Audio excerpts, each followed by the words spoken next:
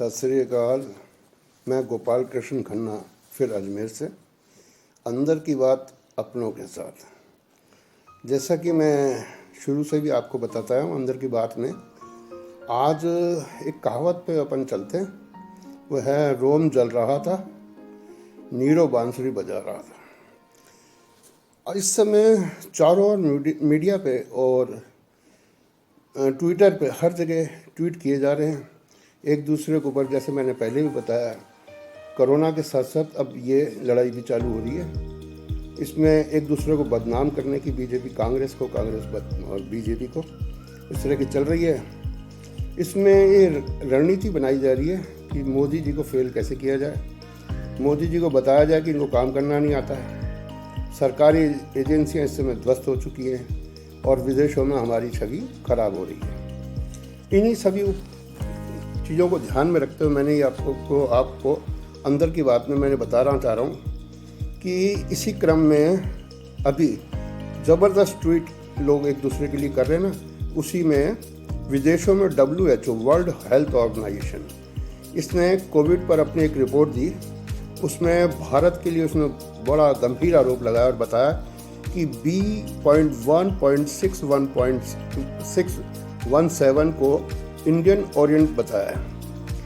Variant बताया। ये बड़ा ही घातक बताया। इन्होंने बताया कि ये कोरोना जो है इंडिया के, जिसमें इसको इंडियन वेरिएंट बताया, उसका B.1.617 बताया। ये भारत में सबसे पहले आया बताया इन्होंने कि ये, और इससे 44 देश प्रभावित हुए।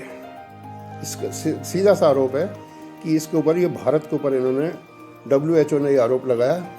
इसकी उपकिस्म बताइए, सब टाइप जिसे कह लीजिए आप, जैसे B.1.617.3 जो भारत में अभी ख़त्म हो चुकी है, लेकिन इसकी की B.1.617.2 यह अभी तेज़ी से इस समय भारत में फैल रही है। इसके लिए उन्होंने बताया कि यह इसी की एक, जिसे सब टाइप कह सकते हैं, और यही सब टाइप्स के कारण इसका प्रभाव Australia, Brazil, Germany, Japan, Indonesia, America, England आदि तक ये इसका इफेक्ट पहुंच चुका है। और अब B.1.617.1 और एक नई किस्म जो निकल रही है, इसी से नेपाल और पाकिस्तान तक आ चुकी है। और एक नई किस्म है वेरिएंट B.1.618 जो कि भारत ने ख़त्म कर दिए।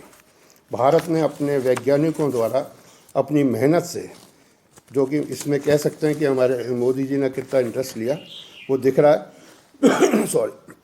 अब ये थी भारत की अब तक की बात, जिस पर आप बात कर रहे थे कि विदेशों में हमारी इमेज किस तरह से गिर रही है। अब ले चलते हैं आपको B.1.1.7, ये ब्रिटिश वेरिएंट है जो कि वहीं से निकला है और वहीं पर ही ख़त्म हुआ, या इसके बारे में भी नहीं कह सकते। B.1.351 ये दक्षिण अफ्रीका से निकला था और दक्षिण अफ्रीका तक अभी सीमित है। B.1 ब्राज़ील वेरिएंटेड है जो कि ये भी पहले वहीं से ही निकला था। और B.1.427 और B.1.429 अमेरिकन वेरिएंट है। इस तरह से इसके अंदर ये बतलाया गया। लेकिन भारत सरकार इसको सोशल मीडिया पे जिस तरह से ये छा रहा है, इससे भारत की इमेज गिर रही है। और भारत सरकार चाहती है, उसने अपनी पूरी ऊर्जा इस चीज़ के अंदर लगा दी कि इंडियन वेरिएंट का, इसका B.1.617 का जो टिप्पणियाँ की जा रही हैं लोगों द्वारा, पत्रकारों द्वारा, विदेशों के अंदर जो चैनल हैं और जो वहाँ के पत्रकार लोग हैं विदेशों में, वो इसको बहुत तेज़ी से उठा रहे हैं। इससे क्या, भारत की इमेज तो गिर ही रही है, साथ साथ सरकार की भी इमेज गिरती है, नेचुरल है। तो सरकार ने इसके लिए बड़ा जोर लगा दिया है और पूरी ऊर्जा लगा दी है। हर डिपार्टमेंट को बता दिया गया है कि इसके नाम के आगे से इंडियन हटा दिया जाए। ये अंदर की बात मैं आपको, जिसे मैं बताना चाह रहा था कि अभी इस समय दिल्ली के अंदर सरकार द्वारा इसके ऊपर किस तरह से कार्रवाई हो रही है। और इसकी जगह ये चाहते हैं कि इंडियन वेरिएंट की जगह इसका दूसरा कोई नाम रख दिया जाए। इस समय सरकार में जो मंथन करने की ज़रूरत है, इस समय सरकार को इस समय नए की किसका नाम क्या रखा जाए, उन बातों में समय खराब ना हो के इस समय नई ऊर्जा के साथ, क्योंकि कोविड एक नया रूप लेने जा रहा है और ये कहीं गांव तक और गांव में प्लस बच्चों में कहीं फैल गया तो सरकार को कहीं ये ना हो कि हाथ खड़े करने पड़ जाएं।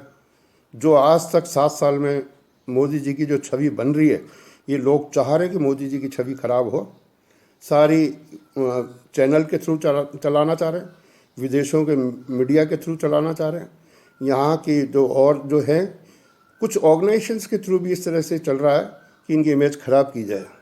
लेकिन यदि यही हाल रहा और उस पर हमने कोविड पे अभी से फ्यूचर के लिए अभी ध्यान नहीं दिया तो कहीं ऐसा ना हो कि जो भारत में उपजा जो है इंडियन, वो उसी के कहीं उपजातियाँ और ना बन जाए और वो गांव तक पहुंच जाए। फिर वो बात सत्य हो जाएगी कि गांव में कब्रिस्तान के साथ साथ शमशान भी बनने चाहिए। ये जो बात कही गई थी उसमें सत्यता आ जाएगी। इसलिए हमारे को अभी से सतर्क होना है। सभी लोग आपदा में अवसर ढूंढ रहे हैं और लोग चाहते हैं कि किसी तरह से मोदी जी की सरकार फेल हो जाए। और वही है इस समय, जैसे कि गंगा के बार बार बताया जा रहा है कि जैसे मोदी जी ने कहा था कि गंगा ने बुलाया है, गंगा की सफाई पे बहुत पैसा खर्च भी किया गया था कि ये ना हो कि गंगा मैली हो जाए और गंगा मैली होकर कहीं ये लाशों को अपने जल, स्वच्छ जल की जगह लाशों को ढोने लग जाए। इस समय आपदा में जैसे देश के अंदर बाबा रामदेव पतंजलि वाले, उनको अपने बयानों से बचना चाहिए। कोविड के अंदर इस समय डॉक्टर्स लोग अपनी जिस तरह से मेहनत कर रहे हैं और स्वयंसेवी संस्थाएं जिस तरह से काम कर रही हैं, इसके अंदर सिख धर्म के लोग गुरुद्वारों से और दिल्ली में दूसरे देश के और अन्य कोनों में जिस तरह से सिख धर्म वाले आगे बढ़ चढ़ के, पंजाबी लोग इसमें बढ़ चढ़ के जो काम कर रहे हैं, ऑक्सीजन प्रदान कर रहे हैं, लोगों को घर घर जाके भोजन दे रहे हैं, लंगर दे रहे हैं, उनकी सराहना करनी चाहिए। और बाबा रामदेव जैसे लोगों को इस समय ऐसे हालातों के ऊपर कोई बयान नहीं देना चाहिए जिससे कि सरकार की छवि गिरे और देश के प्रधानमंत्री तक ये बात जाए। लोगों को इस समय मौका मिल जाएगा, इसलिए ऐसे लोगों पर लगाम लगाई जाए। मैं समझता हूँ कि हम इस हालातों के ऊपर विजय अवश्य पालेंगे और इन्हीं आशाओं के साथ मैं फिर दोबारा आऊँगा। और मेरे इस वीडियो को आप लोग सब्सक्राइब करें। धन्यवाद, नमस्कार।